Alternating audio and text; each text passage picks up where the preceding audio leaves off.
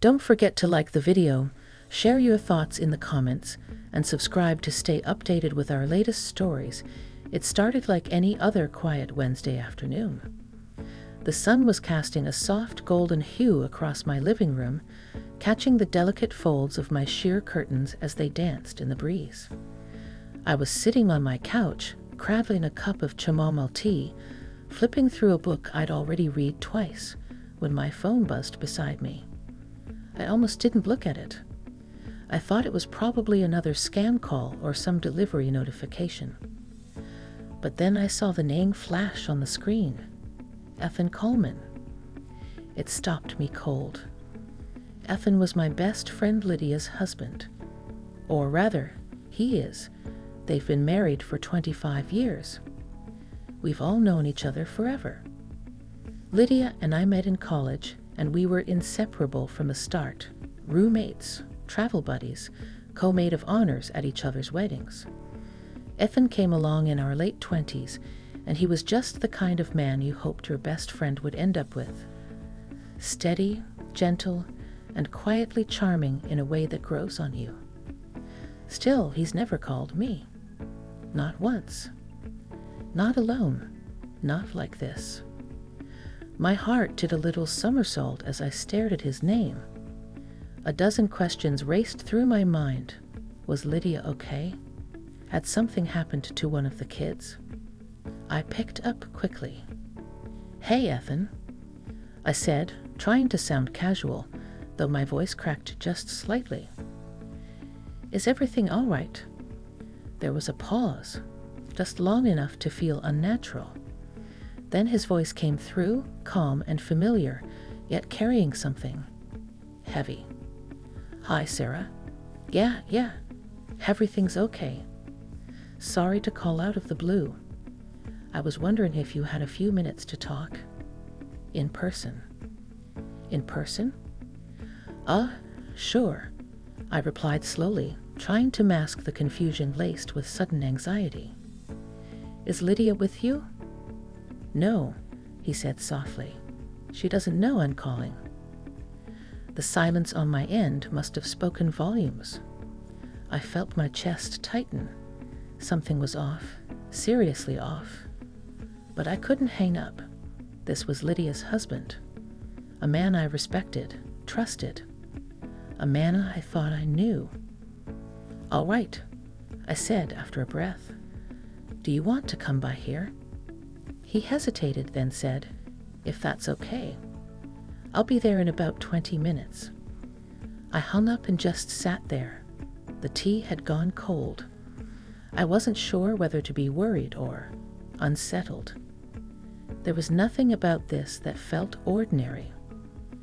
I changed into something more decent, a light cardigan over my cotton dress, and tidied up the living room, though it was already neat. I wasn't sure why I felt the need to prepare, but I did. When the doorbell finally rang, I took a second to steady myself before opening it.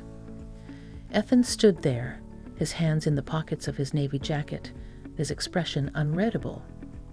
He looked tired, older than I remembered, like something had been weighing on him for a long time. "Hi," he said, his voice gentle. "Hi," I replied, stepping aside to let him in. "Come on in." He moved quietly into the living room, glancing around like he was seeing it for the first time, though he'd been here many times before with Lydia for game nights or dinner.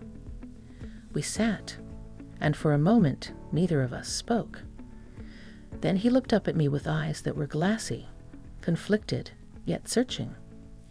"I know this is strange," he began, "and I wouldn't be here if I didn't feel like I was at a breaking point." I swallowed hard. "Ethan, what's going on? You're scaring me a little." He sighed and leaned forward, resting his elbows on his knees. "It's about Lydia. About us. Things haven't been right, not for a long time." I didn't know what to say. Lydia had never mentioned anything. Not once. "We're not talking anymore. We're just existing in the same house," he continued. It's like she's drifted away from me. Or maybe I from her. His voice cracked just slightly, and for the first time, I saw vulnerability in him that I hadn't expected. A raw honesty. "I don't know why I came here," he said, shaking his head. "Maybe because you know her better than anyone. Or maybe because I needed to see someone who remembers me when I still had warmth in my life." The room felt smaller, the air heavier. I was caught between compassion and confusion. "Ethan, I don't know what to say," I admitted. He looked at me then, really looked. "You always listened. You always cared. And I've missed that. I've missed being seen." His words lingered in the space between us, almost too intimate, too open. I didn't speak. I couldn't. My mind was racing. And then, quietly, he asked, "Can I just sit here with you for a while? I won't say anything more. I need to be around someone who feels safe." That I could do. I nodded, offering a small, unsure smile. Of course. So we sat, in silence, the kind that said everything words couldn't.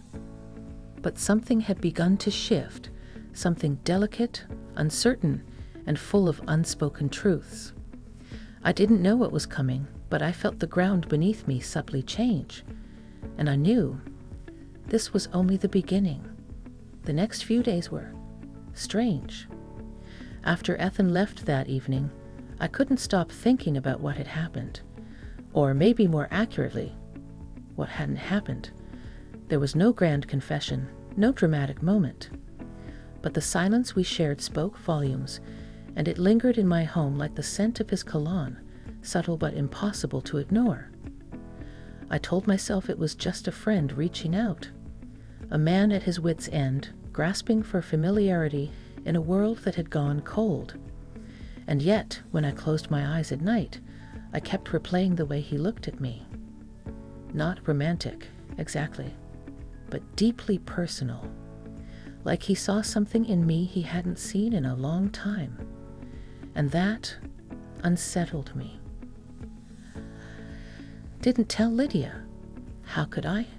She was my best friend, and yet, in that moment, I felt like I was carrying a part of Ethan that wasn't meant for her. Or maybe it had once been, but he no longer knew how to share it with her. 3 days passed before I heard from him again. Another text. Simple. Careful. "Would you mind if we talked again? Coffee? Just to clear the air a bit."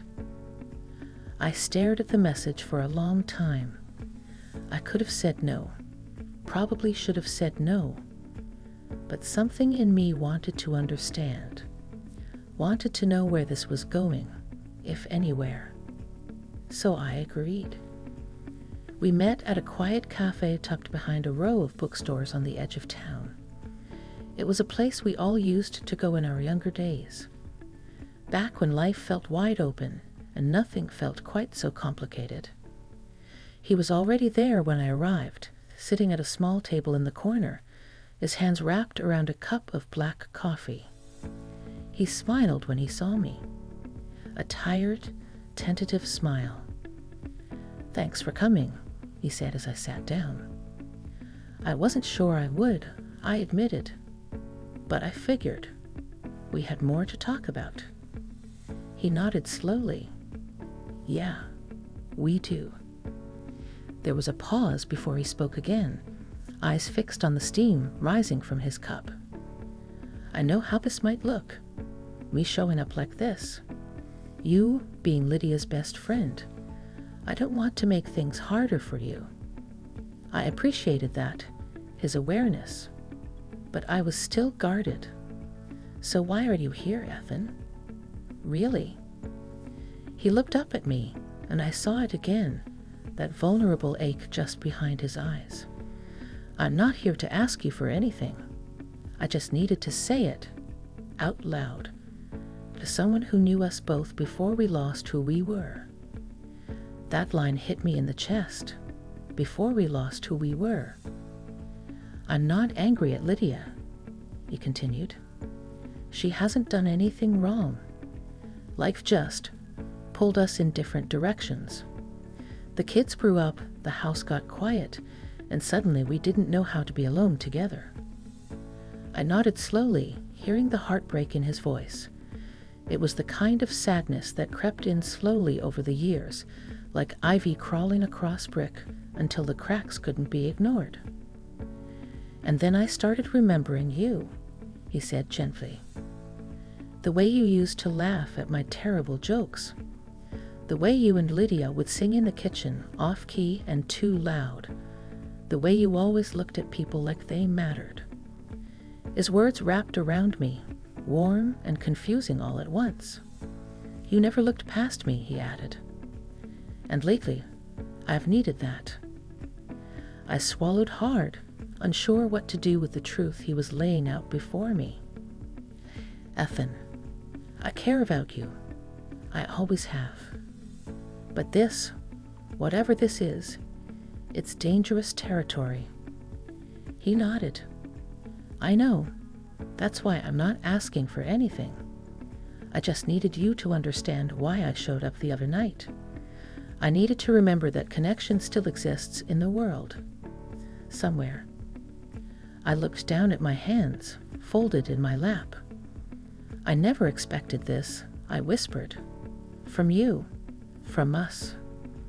Neither did I, he said. But here we are. The moment stretched between us like a tightrope, fragile and tense. Finally, he sighed and stood. I should go.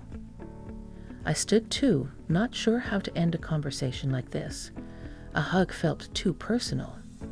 A handshake, too formal. So we just stood there, facing each other in the quiet of that little cafe, both of us unsure of the rules anymore. Take care of yourself, Sarah, he said softly. You too, Ethan. And then he walked out, leaving behind the faint echo of words I wasn't sure I was ready to hear. As I watched him disappear down the street, something shifted inside me.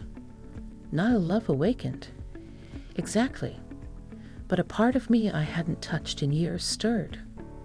A part that remembered what it felt like to be seen. Not as a mother, not as a best friend, but as a woman. And that realization unsettled me more than anything Ethan had said. Because now, I had something to wrestle with, too.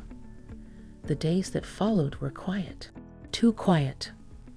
I kept waiting for Lydia to call and tell me she knew something. Anything. That she sensed a shift. That she felt the same subtle unraveling I now felt every time I tried to sleep. But nothing came. No cryptic text. No drop in her voice. She was her usual warm, lively self, chatting about a new recipe she wanted to try, some book club gossip, or their plans to visit their daughter next month. And I played along. I smiled, I nodded, I laughed when I was supposed to. But there was a tremor beneath the surface, a constant buzzing in my chest that never fully let me breathe, because I was holding something I didn't want, a truth I didn't ask for. And worse, I couldn't stop thinking about him. It wasn't just what Ethan said at the cafe.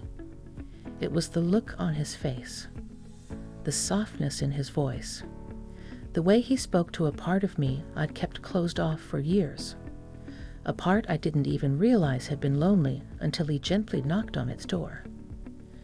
And I hated that. I hated that I, too, now felt like I was crossing some invisible line. A week passed before I saw him again. I was walking out of the grocery store, fumbling with bags, when I heard my name. Sarah?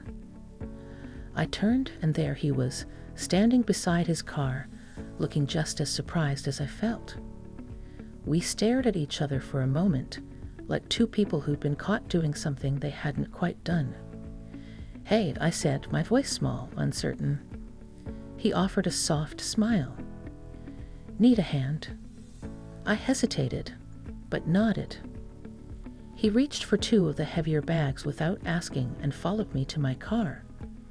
We moved in silence for a moment, our steps awkward in that shared awareness. When the bags were loaded, I leaned against the open trunk and exhaled. "This is getting complicated," I said quietly, not looking at him. "I know," he replied. "I didn't plan this, Sarah." "You have to believe that." "I do, but believing it doesn't make it less confusing." He nodded, stepping a little closer, but not too close. "I just miss something I used to feel. Something warm, human. And when I'm with you, I feel it again." There it was, that quiet truth again, pressing into the space between us like fog. Not quite solid, but impossible to ignore. "Do you want more than that?" I asked him softly, unsure what answer I was hoping for. He paused. "No, I don't think so. I don't even know what more would look like. I just need a connection that feels real." His words hung in the air, and for the first time, I realized we were both navigating a landscape we'd never prepared for, one where the heart doesn't follow the map we expected it to. "I feel it too," I admitted. "But Ethan, Lydia's my best friend. You're her husband. And that line matters." He looked down, nodding slowly. "I know. I wouldn't want to hurt either of you." We stood there, quiet again. Then he said something I hadn't expected. "Would you ever tell her? About the calls? About what I said?" I blinked, surprised. "I don't know. Should I?" He sighed. "Part of me wishes you would.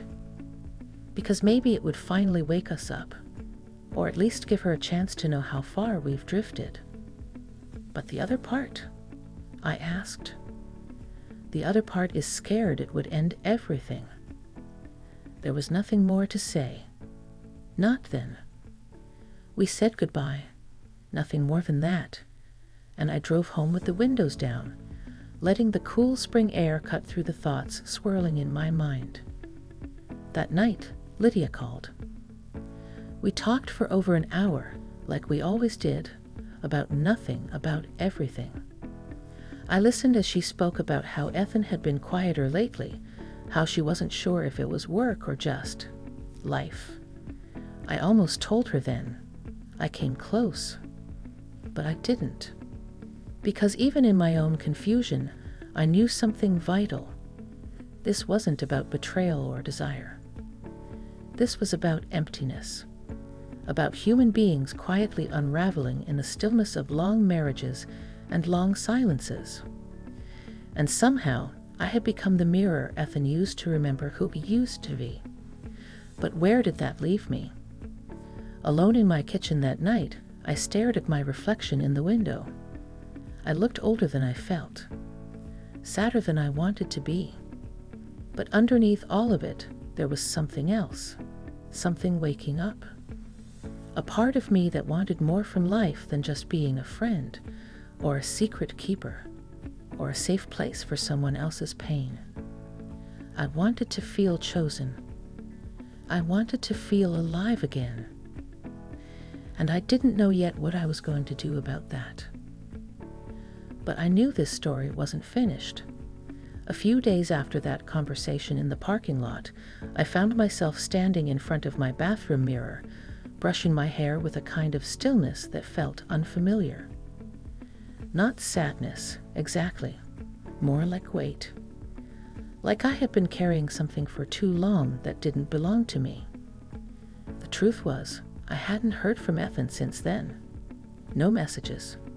No unexpected calls. And I didn't reach out either. But something about that silence said more than any words could. We had both stepped too close to a place neither of us wanted to live in, somewhere between friendship and something unspoken. And now we were pulling back, careful not to let the fire catch. That night, I got a message from Lydia. "Dinner Friday, just us girls. I miss you." I stared at the text longer than I should have. I could have made an excuse, claimed a cold or a late deadline, or anything else to avoid what I knew deep down was coming. But I didn't. Of course, I miss you too. She chose a quiet bistro tucked in a corner of town where the lighting was soft and the air smelled of garlic and fresh bread. Lydia looked beautiful, as always, silver strands tucked into her ponytail, a deep plum sweater that brought out the blush in her cheeks. She hugged me like nothing was wrong. And for a moment, I almost believed nothing was. But once we were seated, I noticed it. The way her smile faltered just a little too quickly, the way her eyes lingered on mine like she was looking through me. "You okay?" I asked gently, sipping from my glass of wine. She gave a small nod, then another pause. "I've been thinking a lot," she said, "about Ethan." My heart stilled. "Oh," I said carefully. She nodded, her fingers tracing the rim of her glass. "We've been off for longer than I care to admit. I keep wondering if I've been too distracted, too focused on the kids, the house, everything except him." I didn't know what to say. "I brought it up last night," she went on. "Told him I felt like we were strangers, that maybe we needed to talk or take a break or something." My throat tightened. "And you know what he said?" She continued, looking me dead in the eye. "He said he'd been talking to someone who reminded him what connection felt like." There it was. I didn't move, didn't breathe. "He didn't say your name," she added. But I knew. My hands trembled slightly as I placed my glass down. "Lydia." She held up her hand gently. "Let me finish." I nodded. "I'm not angry," she said, her voice soft. "I don't think you meant to hurt me, and I believe you when you say nothing happened. But Sarah, you're my best friend, and you're part of my marriage in a way. You always have been." Tears sprang to my eyes. "I didn't ask for this, Lyd," I whispered. "I know," she said, "but we're here now, and I have to decide what that means for me. And you do too." I reached for her hand across the table. She didn't pull away, but her grip was lighter than it used to be. "I'm sorry," I said, voice cracking. "I never wanted to be part of that distance between you two. I never wanted to be the person he turned to." "I know," she repeated. There was a long silence between us, one of those silences that stretches the soul. And then she said something I'll never forget. "Do you still believe in second chances, Sarah?" I looked at her, eyes shining. "I do. But I think sometimes the second chance is for ourselves." In the weeks that followed, things changed. Quietly, respectfully. Lydia and Ethan began counseling. It was her idea. He agreed. And though I didn't hear much after that, I knew it was a choice born out of love, or at least the hope of finding it again. As for me, I stepped away from both of them. Not out of guilt, but out of clarity. Because somewhere in the silence, I had discovered something important. I was lonely too. Not for Ethan, not for any one person, but for me, for the version of myself that had once believed in joy without boundaries, in connection without compromise.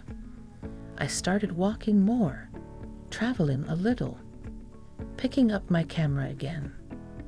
I even signed up for a weekend writing retreat upstate, just me, a cabin, and a blank notebook. And slowly, I began to feel the weight lift.